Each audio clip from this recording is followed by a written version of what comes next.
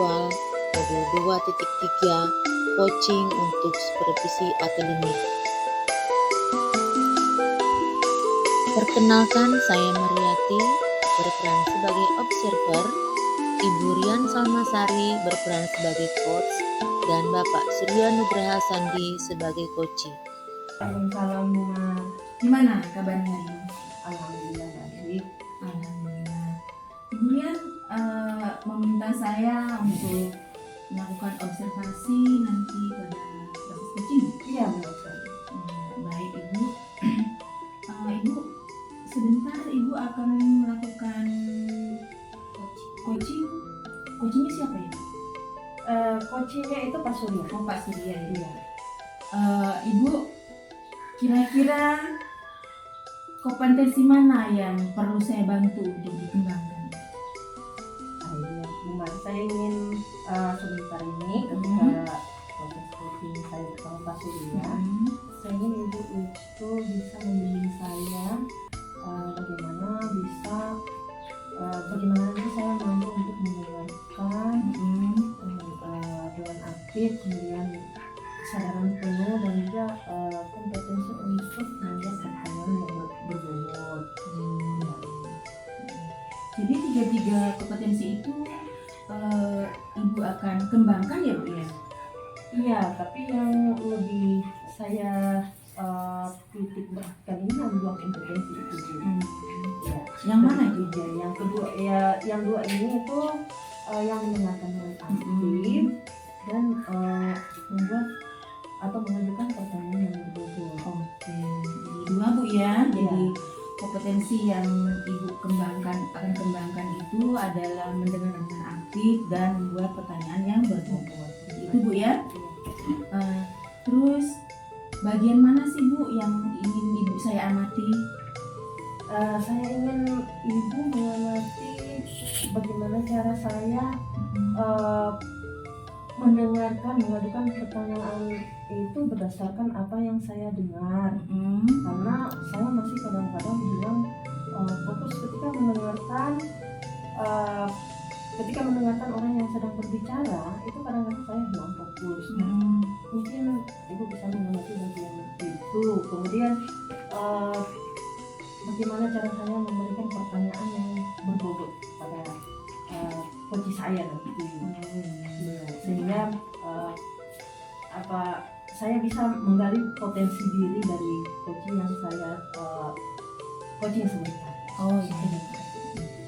Jadi saya ulangi Bu ya. Jadi yang Ibu ingin saya amati itu adalah ketika mendengarkan dengan aktif, kemudian membuat pertanyaan berbobot.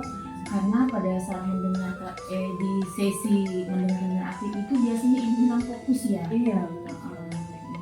Kemudian Ibu kadang seperti Ibu katakan kadang kurang membuat pertanyaan yang berbobot untuk coaching ya.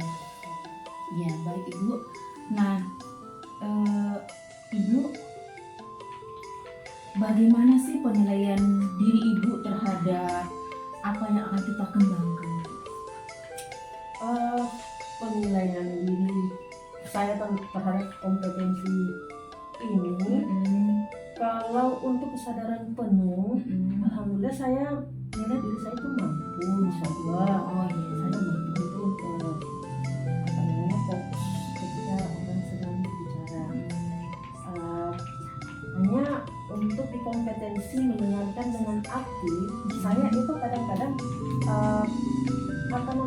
blank ketika sedang berbicara, kemudian mungkin ada sesuatu yang mungkin membuat pikiran saya tidak fokus. Jadi kadang-kadang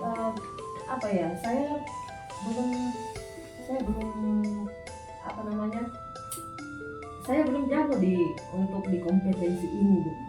Kemudian untuk membuat pertanyaan yang berbobot, sebenarnya saya sudah mulai mampu.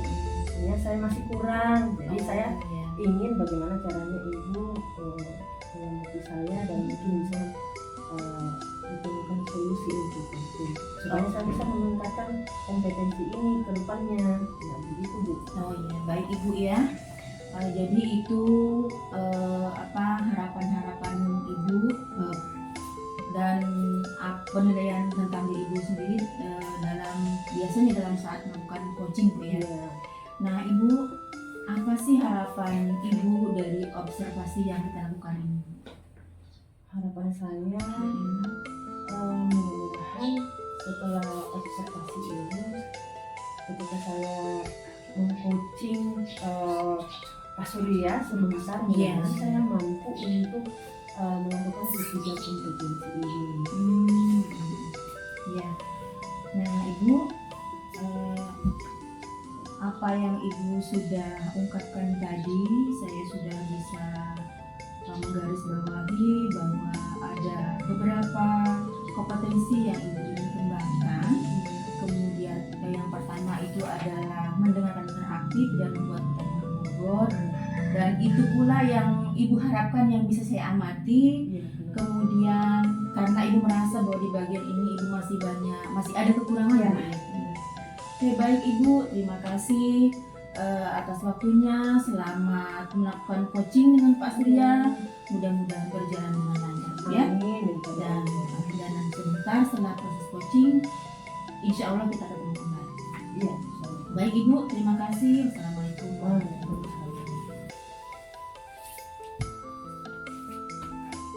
Assalamualaikum Pak Surya. Waalaikumsalam Ibu Rian. Alhamdulillah kita ketemu lagi. Iya Bu. Bagaimana kabarnya? Alhamdulillah baik Bu. Tapi pembicaraan kita Anu Bu, saya ini akhir-akhir ini tidak semangat masuk di kelas. Kalau sudah masuk di kelas itu kayak bosan. Karena anak-anak saya, murid-murid saya, motivasi belajar itu kayak tidak ada. Bahkan bisa dibilang kurang, bahkan bisa dibilang tidak ada. Jadi mereka datang ke kelas itu ya cuma datang saja. Tidak ada ini mau niat untuk mau belajar. Iya. Terus harapan Bapak dari pembicaraan kita atau cerita kita hari ini apa? Saya ingin ibu membantu saya. Setidaknya dari cerita-cerita itu cuma tidak sekedar datang saja, tapi mereka ingin belajar. Ada keinginan mereka untuk belajar di dalam kelas. Iya. Berarti murid-murid Bapak ini cenderung kurang termotivasi. Iya, atau kurang motivasi. ya? Ya, kurang motivasi. Oke, baik Pak. Kalau menurut Bapak, apa sebenarnya penyebab dari kurangnya motivasi murid-murid Bapak ini untuk belajar? Yang saya perhatikan, yang saya lihat, saya tidak mau menyalahkan orang lain ataupun kondisi lain, Ya. tapi saya lihat dari diri sendiri, saya lihat dari pengalaman selama ini, saya bisa ambil kesimpulan mungkin saya kurang, atau di dalam kelas itu prosesnya begitu-begitu saja, tidak ada perubahan atau tidak ada variasi. Jadi di dalam kelas itu cuma ada saya terus sebagai guru yang berbicara, bercerita tanpa melibatkan, pokoknya saya yang lebih fokusnya pembelajaran itu ada sama saya semua, tidak melibatkan murid juga sih, tapi tidak seberapa. Kalau mau dibandingkan, saya 90% bicara di kelas, murid cuma 10%, jadi semua terfokus kepada saya. Begitu permasalahannya. Iya. Berarti saya fokus murid itu lebih banyak ke Bapak ya? Iya. Artinya jadi Pembelajaran itu begitu saja dari iya. awal sampai akhir. berarti pembelajarannya dulu sistem dua arah gitu, Iya, ya, iya, belum ada betul. interaksi. Iya. Artinya mungkin adalah interaksi antara Bapak dengan murid, Iya, tapi betul. itu masih sangat sedikit sekali ya, Pak. Betul. Kemudian kalau yang saya tangkap tadi dari yang Bapak ceritakan itu salah satunya juga proses belajarnya Iya. monoton ya. Iya. Hanya itu saja. Iya. Berarti kira-kira setelah mengetahui penyebab dari permasalahan ini, Iya. langkah apa yang ingin Bapak ambil untuk mengatasi? Saya mungkin akan menyiapkan atau merencanakan pembelajaran itu ganti-ganti prosesnya. Misalnya hari ini saya bercerita, saya berceramah gitu. Mungkin di pertemuan berikutnya saya bawakan mereka video, saya saya kasih nonton mereka sebuah video. Di pertemuan berikutnya lagi mungkin saya bawakan mereka banyak gambar, kemudian mungkin ada games-games yang bisa mereka laksanakan, yang tentunya games-games ini sesuai dengan tujuan pembelajaran saya. Mungkin itu. Sangat baik sekali rencana Bapak ya. Iya. Artinya menyiapkan sumber belajar yang lebih variatif Iya. untuk menarik minat belajar siswa ini supaya tidak terkesan monoton ya. Betul. Sangat bagus sekali Pak. Dan saya sangat sependapat ya. Iya. Karena dari rencana yang Bapak katakan tadi untuk pembelajaran yang bervariatif ini memang akan lebih akan lebih memudahkan siswa itu Iya. untuk fokus belajar. Iya. Ya tidak terfokus pada satu model saja. Iya. Artinya dia cenderung cepat bosan Iya. ya. Pak? Betul. Ya. Oke, kemudian menurut Bapak ide dan solusi apa yang bisa menjadi hal ini? Tinggal saya sudah ada video, sudah ada post gambar-gambar, sudah ada games-games. Berarti tinggal saya komunikasi dengan rekan sejawat. Saya mau bikin rencana pembelajaran yang kira-kira pas, yang bisa membuat siswa ini aktif dalam pembelajaran. Jadi bisa saya runut mungkin mulai dari video dulu, ya, baru kemudian setelah video, baru kemudian poster-poster, baru kemudian games-games. Ya harus sekali Pak. Kita dirunut dulu dari yang sebelum belajarnya Iya. ini akan dikomunikasikan dulu Dengan rekan sejawat. ya. Oke. Kira-kira kapan dimulai? Kalau pengumpulan ide itu sebenarnya sudah ada di kepala saya, tapi untuk perencanaan dengan rekan sejawat ini mungkin besok saya mulai cerita-cerita dengan rekan sejawat. Saya berikan sebuah konsep, kemudian kami diskusikan bersama apakah konsep untuk melakukan pembelajaran ini sudah sesuai tidak, sudah bisa memotivasi siswa tidak. Saya ingin berdiskusi dengan rekan sejawat itu untuk supaya saya tahu kira-kira apa yang bagus dilaksanakan. Ya, ternyata sudah ada konsep. Sudah ada. Ya. Tinggal actionnya pelaksanaannya saja. saja. Oke, hanya butuh kerjasama dari rekan sejawat. Iya, betul. Oke. Tindak lanjut yang akan dilakukan.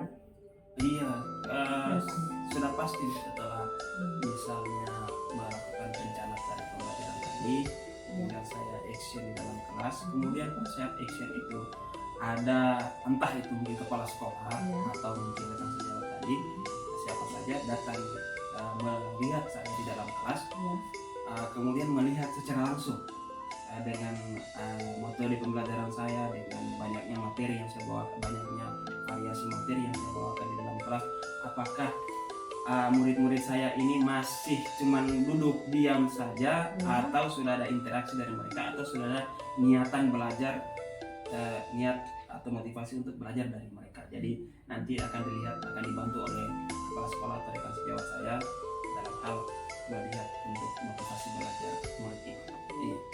Ya, baik Pak. Berarti tindak lanjutnya nanti Bapak akan meminta salah satu dari rekan sejawat ataupun kalau bisa mengamati ya, mengamati proses pembelajaran yang dilakukan. Oke, baik Pak.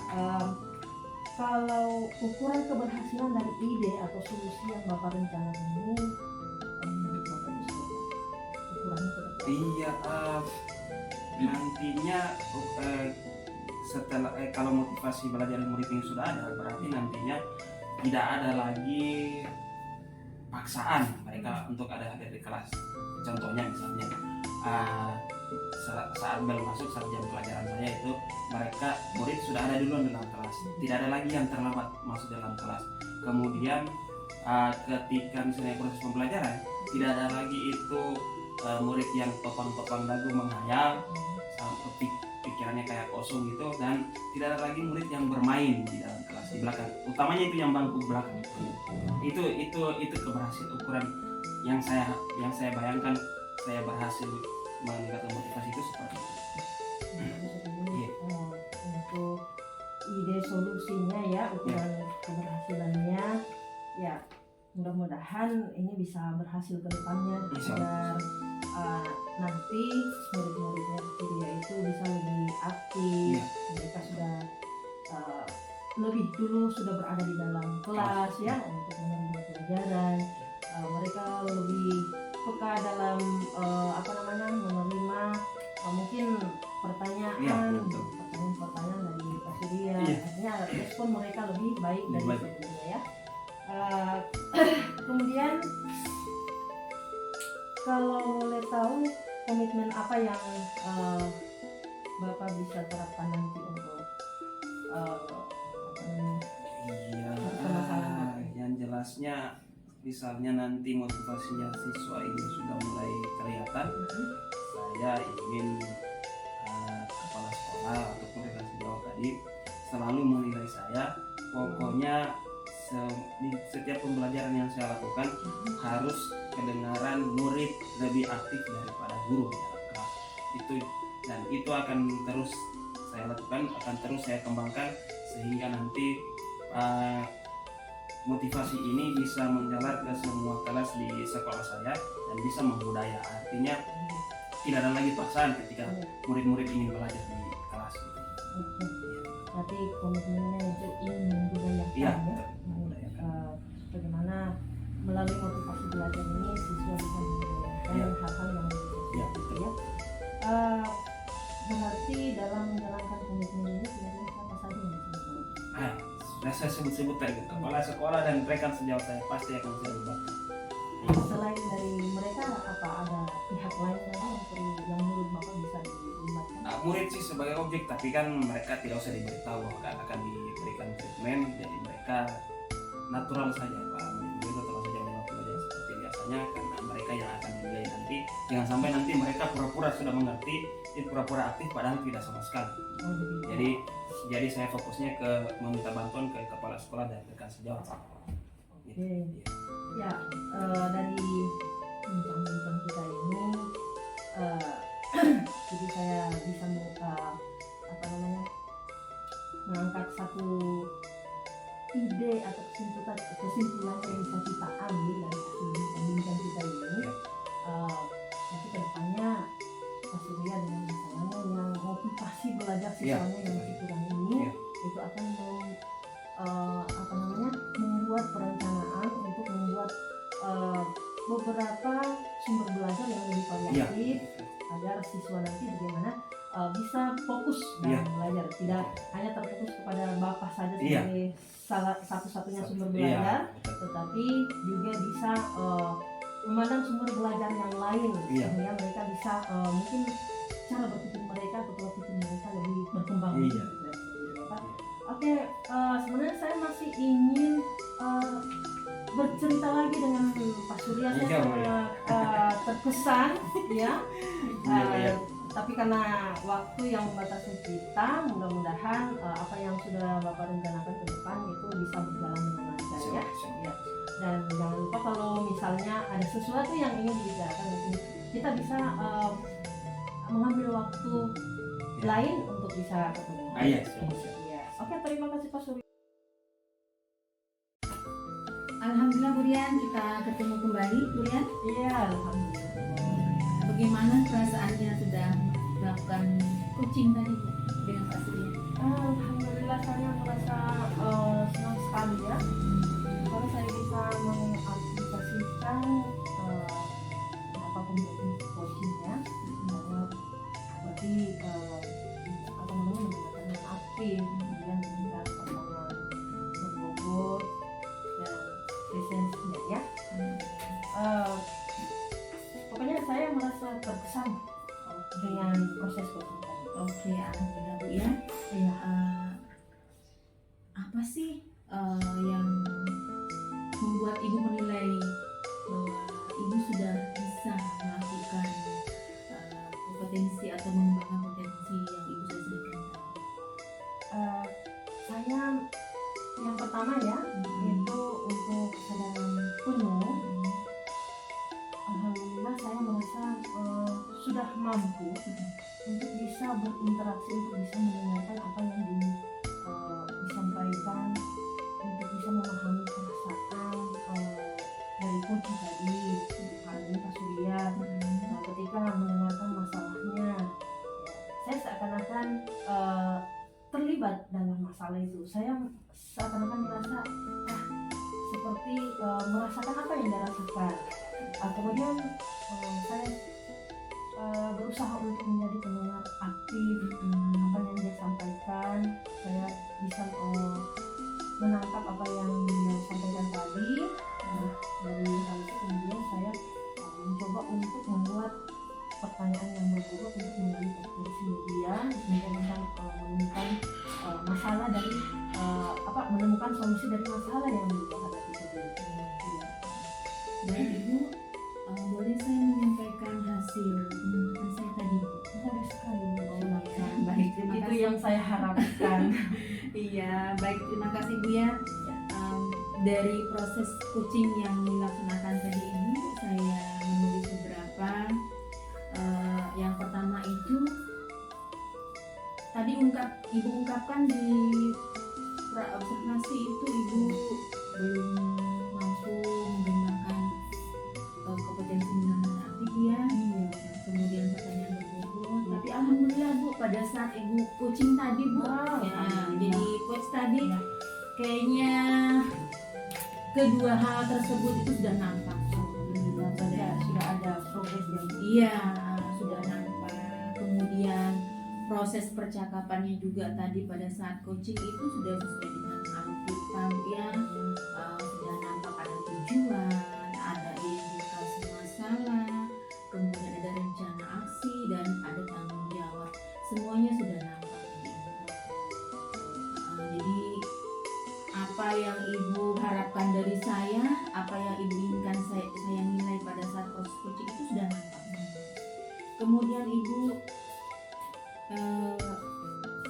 bagaimana perasaan Ibu setelah mendengarkan apa yang sudah saya amati tadi? alhamdulillah saya merasa lega sekali, tetapi sekaligus deg-degan juga. Iya, karena biar bagaimana ke depan saya pasti akan menerapkan juga kepada sejawat mungkin kepada siswa. Jadi ada rasa deg-degan sendiri dengan apa yang sudah saya lakukan tadi dan apa yang akan saya lakukan nanti ke depannya. Ya, jadi Ibu, dari yang saya ungkapkan tadi bahwa kompetensi yang Ibu ingin kembangkan itu sudah nampak, kemudian proses percakapan juga sudah dengan alkitab. Namun mungkin Bu ya bisa mungkin kompetensi itu lebih dikembangkan lagi, lebih diasah lagi Bu ya. Supaya nanti itu pada saat Ibu melaksanakan atau menerapkan dalam kehidupan sehari-hari itu lebih lancar Ya. Bu ya. Insyaallah. Iya. Nah Ibu, kira-kira ada nggak tindakan Ibu selanjutnya untuk mengembangkan kompetensi yang tadi Ibu sudah sebutkan?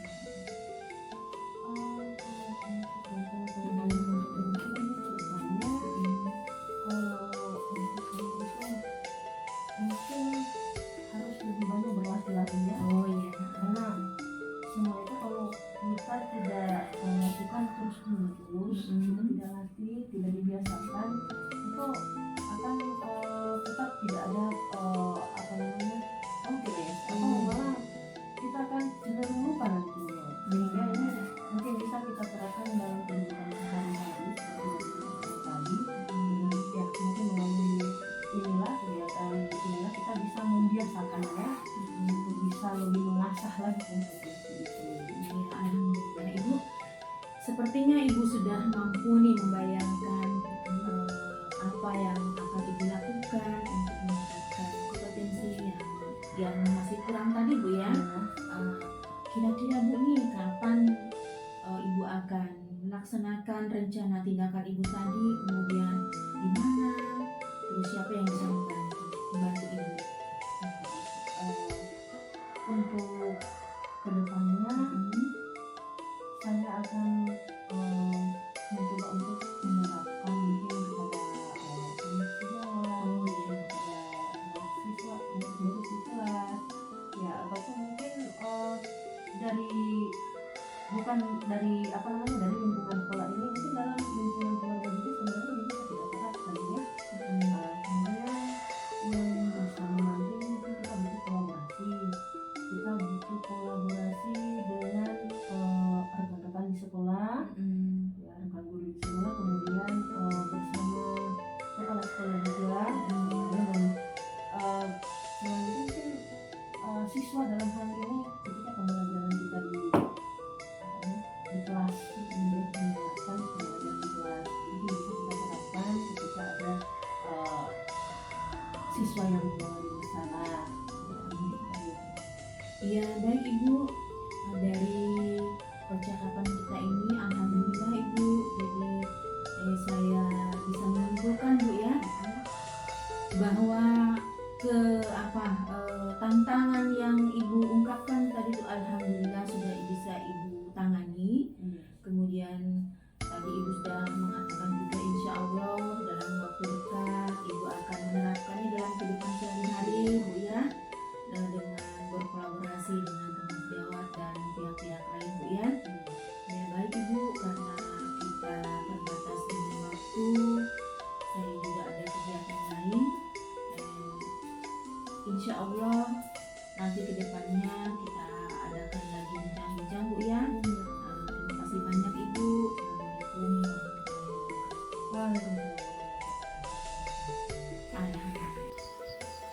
Wassalamualaikum warahmatullahi wabarakatuh.